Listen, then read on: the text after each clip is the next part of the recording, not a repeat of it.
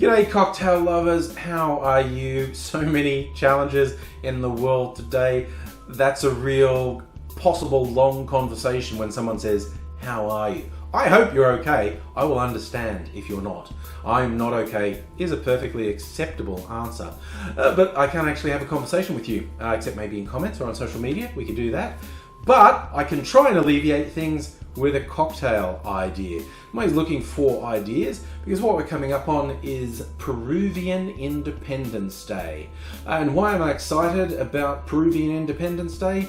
Because I like Peru's national drink, Pisco, which is essentially a grape-based brandy. And although there is apparently quite a heated fight between Chile and Peru about whose national drink it is, I think globally Peru's won the PR on that. So I'm going with, for Peru's National Day, we're going to have a Pisco cocktail. There's lots of choices. The classic is a Pisco sour, and that is a great drink. I do like a Pisco sour. There's a place here in Melbourne that specialises in them, and if we're ever able to go out again, I would enjoy going there for some Peruvian food and some Pisco sours.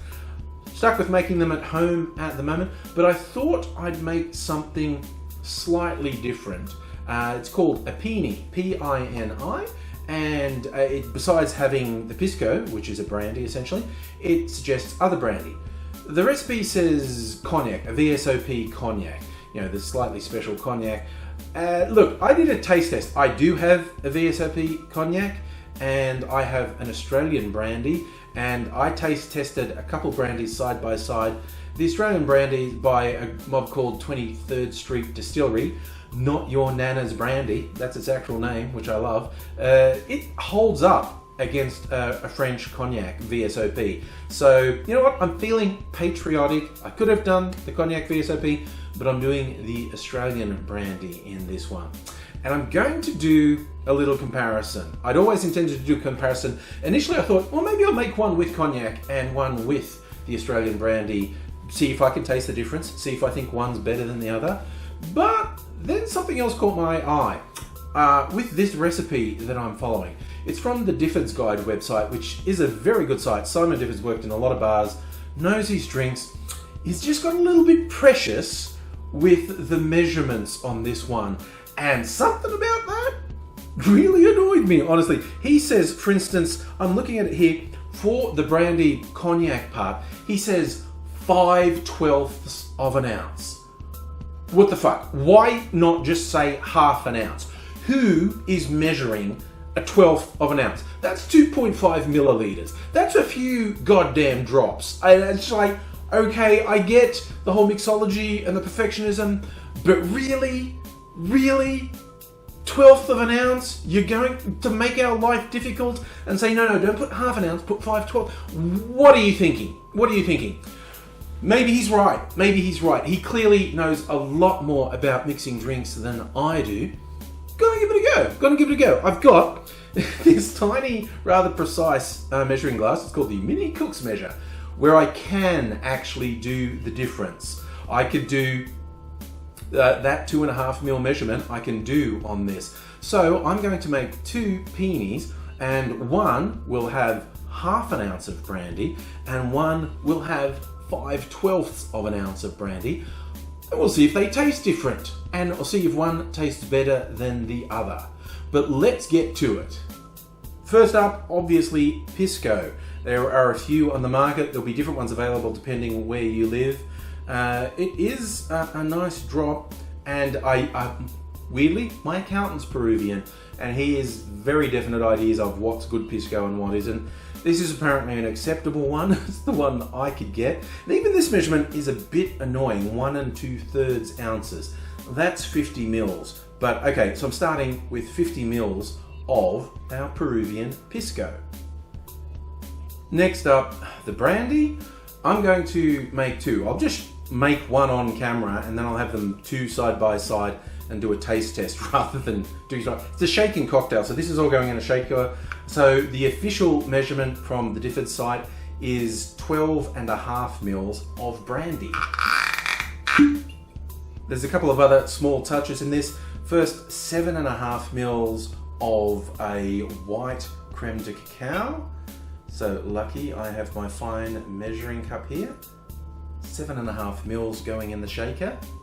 Finally, a tiny amount of sugar syrup, just 5 mils. I could probably eyeball that, but seeing I've got my fine measuring cup here, I'll go 5 mils of sugar syrup.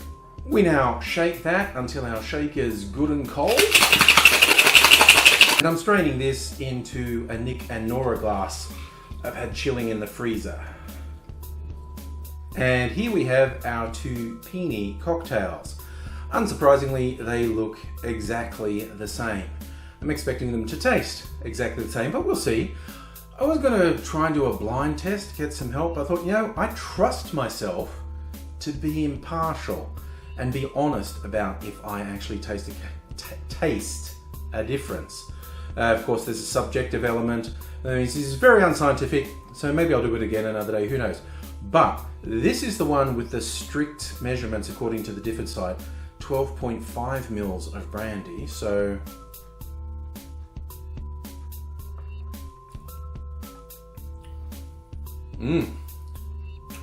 I'll tell you one thing, it's a good drink. There is a good balance. Yeah, there's a good balance in those flavors in there.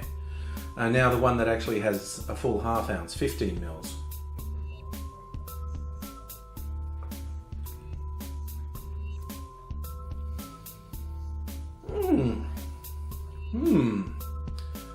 I'm actually leaning slightly towards there's a noticeable difference. Maybe one more taste test.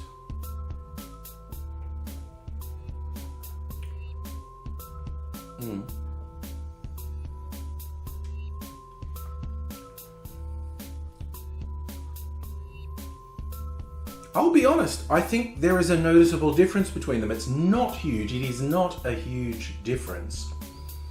But if I'm being completely honest, I think there's a noticeable difference.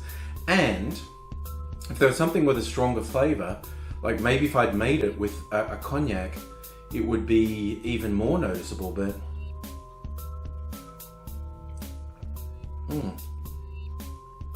because it's essentially two different sorts of brandy in here. So brandy is the dominant flavor, and